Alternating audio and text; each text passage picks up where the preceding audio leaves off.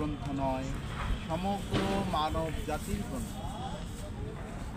এই বিশ্ব, এই সভ্যতা যদি ঠিক দিশা পেতে চায়, জগতের অর্জুনের মতন অবস্থা, কী করবে, কেন করবে, বিভ্রান্ত হতাশা, শ্রীদন্তী মানে উনি ঘামছেন, সিদ্ধান্ত নিতে পারছেন। এই অবস্থাতে ভগবান কৃষ্ণ যে কথা বলেছিলেন অর্জুনকে, সেটি গীতা, সমগ্র মানব জাতির গীতা। এই গীতা হিন্দুরা তো তাদের প্রাণের গীতা বলে মনে করেন।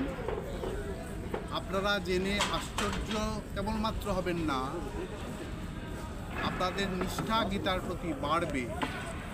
কারণ অনেক লোক, হাতে গোনা নয়, অনেক ব্যক্তি, শ্রদ্ধাবান ব্যক্তি অন্য ধর্মের, আমি নাম করে বলছি, সিরাজুল ইসলাম, মকবুল হুসেন, বর্ধমানের ইমানুল হক, কলকাতার অনেক এবং আমাদের ভূতপূর্ব রাষ্ট্রপতি ডক্টর APJ আব্দুল কালাম, তারা নিয়মিত গীতা ধ্যান করতেন।